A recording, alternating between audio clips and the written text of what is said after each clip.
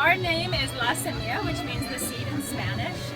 We started our little tiny food trailer with the farm-to-table movement in mind, and we're really trying to bring that through in all that we do. So in the summertime and in the growing season here, we source most of our vegetables locally, and we actually grow a fair amount of them too in the peak of the growing season, including really pretty edible garnishes like onion flowers and medicinal plants.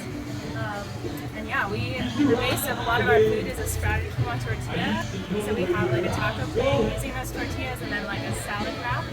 And then, yeah, we really like to do specials that maybe bring forth some of the locally available food at the time. And where can we find you online? You can find us at our website, which is www.lasemilladl.com. You can also find us on Instagram, which is la.semilla.adl. And then on Instagram,